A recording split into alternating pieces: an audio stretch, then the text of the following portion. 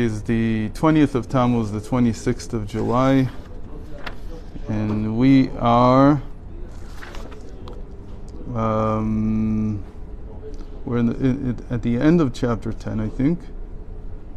Did we finish chapter 10? I don't remember when. No, you were here just, I think, at the bottom. No? Yeah. Oh, it's a week. No.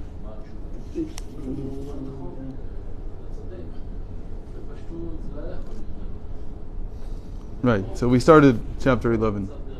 Yeah? 11? I think we started. Maybe we didn't.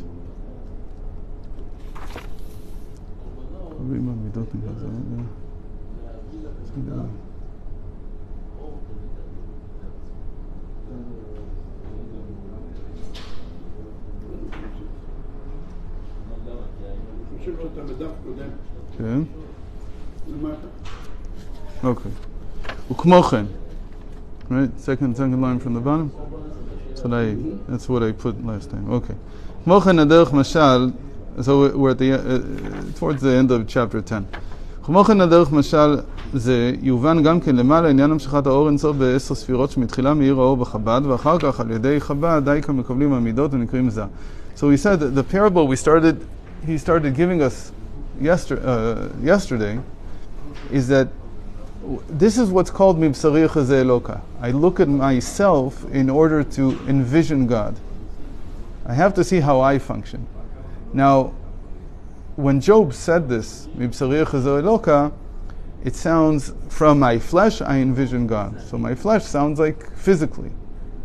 But the way the Chassidus understood this verse is that it's not talking about the physical aspects of being a person, or at least not the coarse physicality, because that won't help very much, because Hashem doesn't have a form, in the sense that He doesn't look like this. But you have to abstract from the physicality. The question is, what do you abstract? So Chassidus focuses on abstracting the mechanisms of the psyche, of the psychology of the person. That's what we focus on. And then we say, the same way that we function this way, so God functions in a certain sense. And again, what does it mean that God functions? That when He created the world, then He limited Himself. So this is the mechanism into which He limited Himself. When we address Him, for instance, when a person is talking to God not through the set prayers, the 3 times a day, where the nusach, where the text that we use is set already. It's determined. You don't change the text. But when I talk to God one-on-one, I don't need to use mechanisms. I talk to Him directly. But when I'm praying, so I'm using these set text already, and the text is using the mechanism.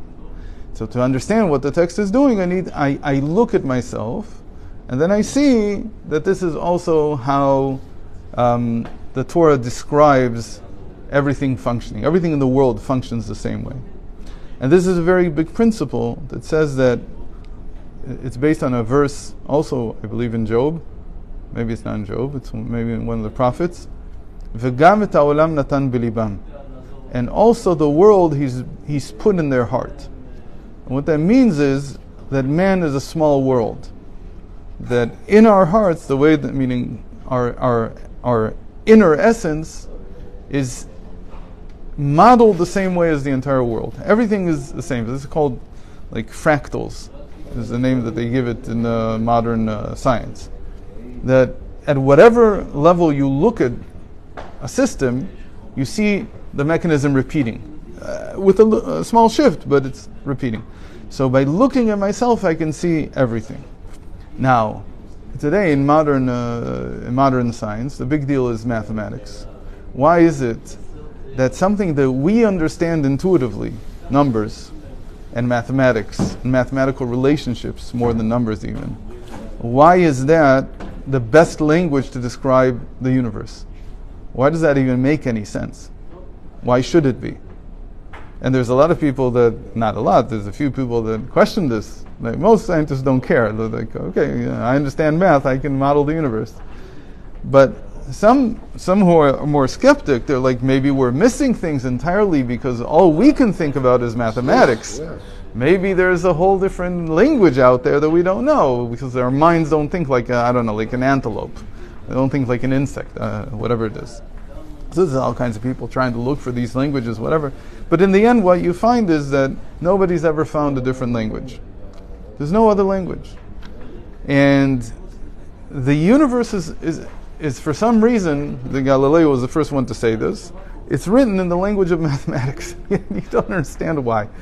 But that's another example of it, olam natan biliban. That what I have in my heart, and in my heart one of the things I understand is mathematics, that's how the universe functions, for some strange unknown reason. So the Torah says this is because when Hashem created the world, He didn't create it as a mystery in the sense that it's unbridgeable, the gap between you and reality. It needs to be bridgeable. And the way to bridge it is to look at yourself introspectively and understand how you function, and then you'll see that this is how the world also functions. So that's the premise of Kabbalah. Now, there's just one difference. And we said that, according to what he's saying here, when we daven, we have to enter these states that are described by the mechanism. In other words, I can't just look at the map. I have to actually go there. That was what we discussed yesterday. Why is it that Kabbalah didn't see it this way? Kabbalah doesn't say you have to become Abba and Ima. It doesn't say you have to become Zun. It doesn't say any of these things. And the reason is, we said this yesterday, but it was implicit. I wanted to make it explicit, is because Kabbalah is talking about manipulating, as it were, the divine, not the person. When the Kabbalists gave us intentions, their intentions were meant to create something in the divine. And again, like he's also describing this. He says it means that the infinite will come down into this sphere and couple with this sphere, and this will happen, that will happen. So he's describing the divine process. But he's saying, really, so what do you need me for? Why is this prayer? Why isn't this just learning? If it was just learning, I'm learning the intentions. So fine, it's a theoretical thing. I'm learning how the divine works, and maybe by just thinking it, that's enough. But he says, but we see that this is all connected, integrated directly into prayer. So why is that? Because prayer is the state that I'm in, not the state that the divine's going to be in. It's about changing me. There is a change that has to occur in me. This change is what changes God. This change is what affects God. It's like when I speak, except that here it's not about the speech itself. It is about the speech, but it's not enough to have the speech. According to the Kabbalists and according to Chassidus, you also have to have a change in your makeup, the way you are. You have to move through these places. You have to move through these psychological states. And if you didn't move through them, you didn't complete the prayer cycle. You didn't do everything you were supposed to do. And it's no different than saying that, let's say I don't know any intentions, I don't know any of the kavanot, and I stand in front of Hashem, and I don't mean what I say. What does it mean I don't mean what I say? I don't have kavanah. It means I don't feel what I'm saying. If I don't feel what I'm saying, what kind of prayer is it? So he's saying here, it's not exactly what you feel in the sense of how you wake up in the morning and how you feel this way or feel that way. Because it's predetermined. You have to go through these stages when you pray. So it's about adapting that certain state when I come to saying this part of the tefillah. This part of just emotion, is it? It's also emotion. It's emotion too, but if there's no emotion behind it, that's what he's saying. You're not there. Why do you need kavanah? Right? You said I could also just come to Hashem and talk to Him, but that is not the davening according to Chazal. According to Chazal built a davening. You know what you're saying. That you're supposed to know what you're saying. One thing, give me what I need, and that's all. Okay, that's the easy way. Good. And that is what we said in the very beginning, in the first chapter. You said that's tefillah deoraita. That's what it means to pray according to Torah. But according to Chazal, this is what you need to say. And now, slowly, I said, the Mekubalim were not the first ones to unpack this prayer. This is, you read in the Tur is not based on Kabbalah, and he has hundreds of intentions in there about every single one of the stages. but they're not Kabbalistic. He's looking at it from a more learning type of analysis. And the text is it's almost like that the text of the davening has become like a Torah in a certain sense, that we analyze the way we analyze Torah. And why do we hold from it so much? Because it was articulated, it was written by the sages of the Second Temple period. It's like they articulated they gave us a blueprint for what you can feel when you pray, or where you can be when you pray. So let's get to this thing here. So he says, I see it in the same way that in me, first the intellect has to understand, then from the intellect it goes down to the emotions, which is called Za, Zer, and Pin, the small countenance. And nothing can go to the emotions, which is premeditated, that doesn't go first through the intellect. And only after it reaches the emotions can it reach what we call the garments of the soul, thought and speech. So again, somebody don't know the Kabbalah and you can't get to this level, but it could. The level of the prayer, it's a prayer. Right, so you're saying it. You get what you're supposed to get. So what we said. If you made this, it's like a person who, what can I say? It's like a clock that's off. It still says the right time twice a day. Once in a while you get it right. What do you usually a person pray? He wants to get something. And only to pray for God. Okay? So somebody would know what's going on. If somebody would pray because God said to pray, and he prays when he needs it. Yeah, but you understand it. It's not the same thing. Understand anything. That's what I need. You know better than me. Give me what I need. Right. So he said that's the prayer from the Torah. It's not the prayer from Chazal. From the sages, the prayer is an intellectual and emotional, according to Chassidus, also an emotional exercise. You have to be there. If you weren't there, like you didn't, it doesn't work. What do you mean it doesn't work? Of course it works, because I prayed. I said what I was supposed to say. But if a person knows that he's going to we talked about this, like he's going to some office in the government, and he knows that he's going to have to speak to someone, so he prepares. How does he prepare? He says, what do they usually ask? How should I approach it? And he talks to people and gets advice on what to do. And more than that, the Zohar. At the end of the day, Right, of course. Same thing also. The Zohar says, Shat slota shat krava. The time of prayer is a time of war. It says, you go to war, you can come and just take your M16 and try to do whatever you can, or you can train for 3 years. And when you train, things become at a different level. You start functioning at a different level. Is it really a different level? It's a big question whether in war a person can actually function at a different level. That's a big question in and of itself. But here it's not really war. But it wants to take from the metaphor is that you need training. You need to understand what you're doing in order to do it right. Okay? So let's continue a few more minutes. ונמצא כשצריך להיות ייחוד והמשכת אור אינסוף במלכות הנקרא נוקבה, צריכה להיות על ידי אמצעות המידות העליונות הנקראת זה.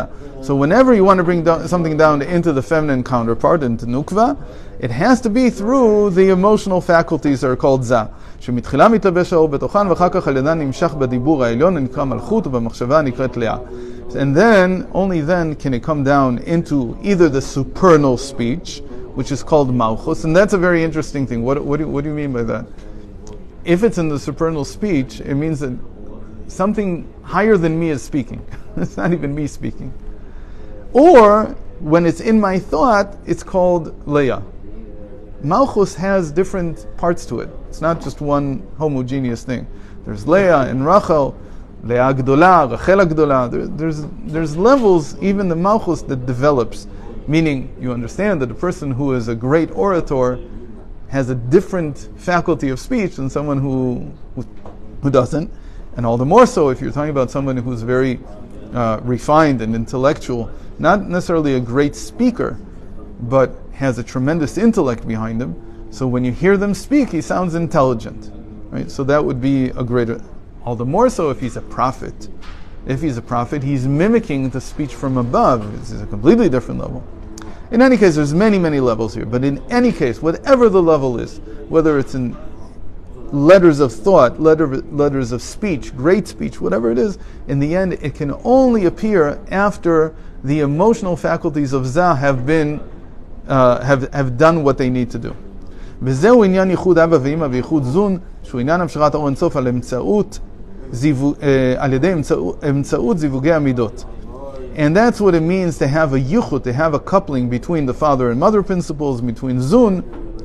This all happens by the sfirot uniting, coupling in some way. ונמצא שעל ידי ייחוד וזיווג המידות הנקראים זע ונוקבה, מתייחדים ממש שני שמות הוואי והאדני, או הוואי אלוקים, שהוא בחינת לפשוט האור אינסוף שבמידות. It's just repeating everything we're saying. It's just saying that by doing this, by going through the process, you're doing the same thing as in the prayer, combining two names. In the kavanot, it's like combining two names. So the Mekubalim have this shorthand for everything.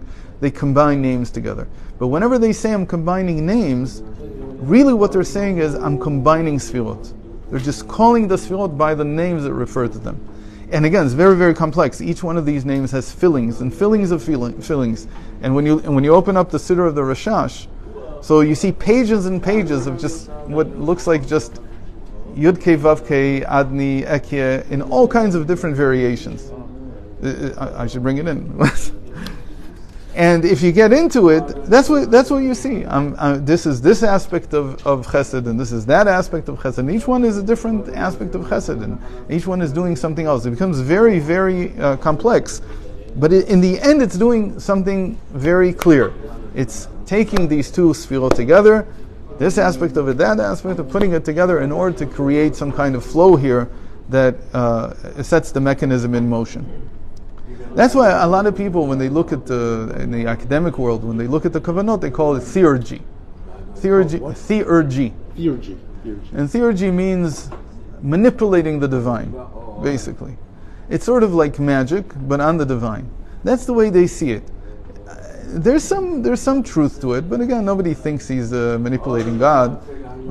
But it's talking about divinity in Kabbalah, which is why people didn't get into the question of, can you be in that state? In Kabbalah, there's no such question, really.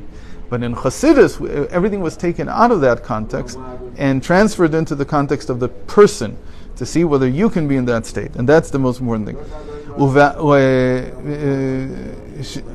שבשם אדני, שהוא בחינת צמצום הערה לאחיות הנפרדים, everything has to come down into kingdom, into Malchus. The reason for that is because then it can enliven those who feel, who exist in their mind at least separately from the divine.